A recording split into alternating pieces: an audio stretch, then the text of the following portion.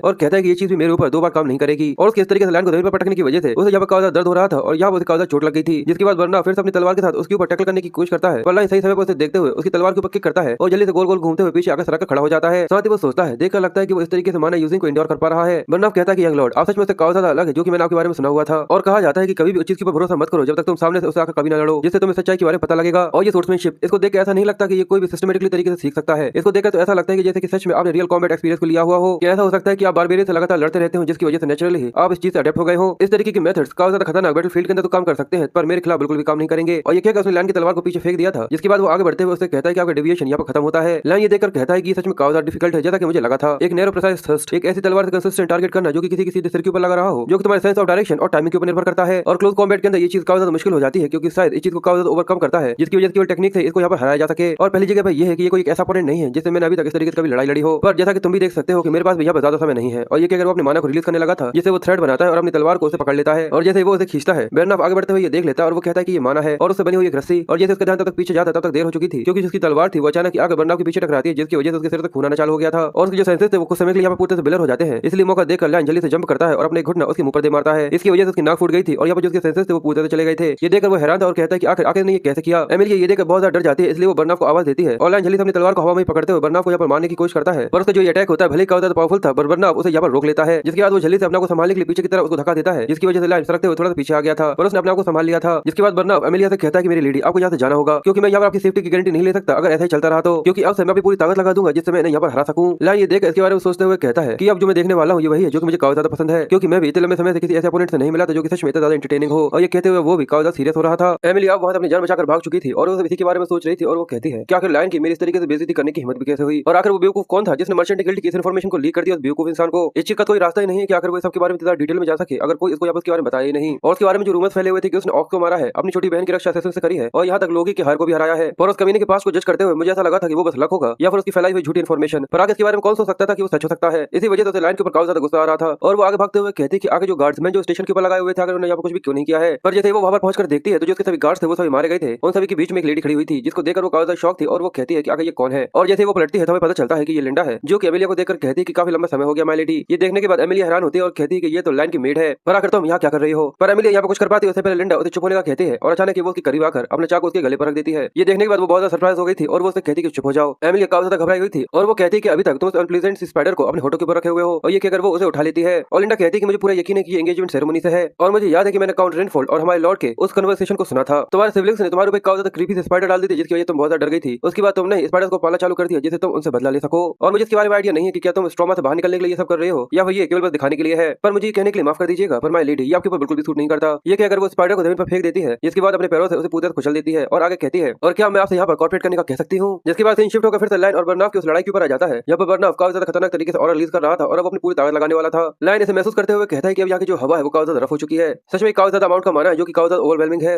बर्नाफ line से कहता है कि तुमने कहा था कि मैं काफी ज्यादा एंटरटेनिंग अपोनेंट हूँ और ये सुनने में किसी लोली मर्सनरी की तरह लगता है, और तुम अपने आप को मेरी लेडी की तरह एक नोबल बोलते हो। वो कहता है कि बिल्कुल मैं एक नोबल हूँ और मुझे ऐसा नहीं लगता कि कोई ऐसी चीज है जो कि तुम्हारे जैसे एक स्कॉट नाइट कह सकता है। ये सुनने के बाद उन दोनों की जो एनर्जी होती है वो रिलीज होना चालू होती है और बर्नाफ अचानक लाइन का नाम लेते हुए आकर उसके ऊपर अटैक कर देता है, पर सही समय पर वो इसे डॉज कर लेता है, जिसके बाद फिर से उन दोनों के बीच में काफी ज्यादा इंटेंस बैटल स्टार्ट हो जाती है। बर्नाफ आगे कहता है कि इस तरीके से नोबिलिटी को डिस्ग्रेस करना बंद करो, और वो मल्टीपल स्टेप्स देने की कोशिश करता है जिसकी वजह से वो काफी ज्यादा भयानक लग रहा था। लाइन ये देखकर थोड़ा सा घबरा जाता है पर उसके हर एक अटैक को ब्लॉक करने की कोशिश कर रहा था और उसे डॉज करने की कोशिश कर रहा था। इसमें उसे काफी ज्यादा मेहनत लग रही थी, पर फिर भी उसका एक भी ऐसा अटैक नहीं था जो कि लाइन को यहाँ पर टकरा पा रहा हो। उसके जितने भी अटैक्स होते हैं वो बार बार लाइन से टकराने वाले होते हैं, पर लाइन हर एक अटैक को आराम से ब्लॉक कर पा रहा था। उसे इस चीज में काफी ज्यादा हैरानी हो रही थी और वो कहता है कि ये काफी ज्यादा फोर्स लगाते हुए मुझे धकाने की कोशिश कर रहा है। और काफी देर तक बर्नाफ के सभी अटैक्स को काउंटर करने के बाद वो आगे बढ़ते हुए कहता है अब ये सब बहुत हुआ, और वो अपनी तलवार को घुमाते हुए उसके अटैक को यहाँ पर डिफ्लेक्ट कर देता है, जिसके बाद फिर से लाइन अपनी तलवार को घुमाता है और उसके ऊपर अटैक करने की कोशिश करता है। पर बर्नाफ अपनी तलवार को फिर से घुमाता है और उसकी तलवार के अटैक को यहाँ पर डिफ्लेक्ट कर देता है, जिसके बाद फिर से अपनी तलवार को घुमाते हुए लाइन के ऊपर हमला करने वाला होता है, क्योंकि उसका बैलेंस यहाँ पर पूरे से बिगड़ गया था। लाइन ये देखकर काफी ज्यादा घबरा जाता है और वो उसके ऊपर हमला करते हुए कहता है कि बिल्कुल ये तुम्हारा आखिरी अटैक था। और जैसे बर्नाफ का अटैक लाइन से टकराता है तो वो वहाँ पर पूरे से खून हो गया था, और इस तरीके से ये देखने के बाद वो भी काफी सरप्राइज था और कहता है इन्हें अपना को बचाने के लिए अपने कंधे का इस्तेमाल किया जिससे वो घायल हो गया और जो भी तलवार थी वो साइड की तरफ पुश हो गई, जिसके बाद लाइन फिर से उसके ऊपर अटैक करने लग जाता है। बर्नाफ कहता है कि बिल्कुल देखकर लगता है कि जब तक सब चीजें खत्म ना हो जाए मैं अपना गार्ड डाउन नहीं कर सकता। जिसके बाद वो लाइन की तलवार को नीचे की तरफ सरका देता है और एक जोरदार किक उसकी छाती पर दे मारता है, और लाइन से आगे कहता है कि ये फर्क होता है एक ऐसे इंसान में जो कि अपनी तलवार केवल इसलिए उठाता है जिससे वो केवल कुछ मजे कर सके। लाइन इस फोर्स की वजह से काफी दूर सरक कर आ गया था। फिर वो एक लंबी सांस लेते हुए कहता है कि बिल्कुल ये सच में काफी ज्यादा एंटरटेनिंग है, क्योंकि वो काफी ज्यादा ओवरवेलमिंग स्पीड, रेंज और काउंटरफेट अटैक्स का इस्तेमाल करते हुए पूरे फ्लोर पर एक कंट्रोल बनाया हुआ था, और जितनी बार मैंने उसे काउंटर करने की कोशिश करी पर जितने भी गैप्स थे सभी को उसने पूरा शट डाउन कर रखा हुआ था। और इस तरीके से क्लैश के ब्लेंडिंग होने की वजह से उसे ऐसा लग रहा था कि जैसे हमारी तलवार एक दूसरे से लॉक हो चुकी है, और उसे ऐसा लगा कि जैसे मुझे लगा कि शायद अब ये सेपरेट नहीं हो पाएंगी। और और जो अभी मेरा करंट माना है मैं उसकी स्ट्रेंथ को यहाँ पर बिल्कुल भी काउंटर नहीं कर सकता। इसी वजह से मेरा मतलब वो माना जो कि अभी इस मूवमेंट में मेरे पास है। इसलिए ये तो सच में काफी श्रम की बात है कि अब मुझे इसे यहाँ पर पूरा खत्म करना होगा, क्योंकि एक ऐसी चीज है जिसको तुमने काफी ज्यादा कम आंक लिया था, और वो है मेरी यूनिक माना कल्टीवेशन टेक्निक। और ये कि अगर वो अपने तीनों माना कोर्स को यहाँ पर रिलीज करना चालू करता है, जिसकी वजह से उसका माना तो वो काफी ज्यादा एक्सप्लोर करना चालू हो जाता है, जिसके बाद लाइन अचानक काफी तेजी से आगे बढ़ते हुए तीनों माना कोर्स को यहाँ पर रिलीज कर देता है। इसकी वजह जैसे ही वरना की तलवार से टकराने वाली होती है, पर वो उसको यहाँ पर काउंटर कर देता है और फिर अपनी तलवार को आगे तरफ घुमाते हुए उसकी तलवार को यहाँ पर गोल गोल घुमाना चालू कर देता है, जिसके बाद वो एक झटका देकर वरना की तलवार को उससे काफी ज्यादा दूर कर देता है। और इस तरीके से अपने हाथ से अपनी तलवार के छूट जाने की वजह से वरना काफी ज्यादा हैरान था और वो कहता है आखिर इस तरीके के एक्सप्लोसिव माना को बिल्ड कैसे कर सकते हैं वो भी इस कॉम्बैट के बीच में। और उसे अपने सामने केवल अपनी मौत दिखाई दे रही थी, इसलिए वो यहाँ पर इस चीज को समझ लेता है कि अब शायद वो यहाँ पर मरने वाला है। पर अचानक जोर से चिल्लाने की आवाज आती है कि यहाँ पर रुक जाओ, क्योंकि लायन ने अपनी तलवार उसके सिर के ऊपर लाकर रखी दी थी। अगर एक सेकंड और लेट होते तो शायद वरना यहाँ पर मारा जा चुका होता।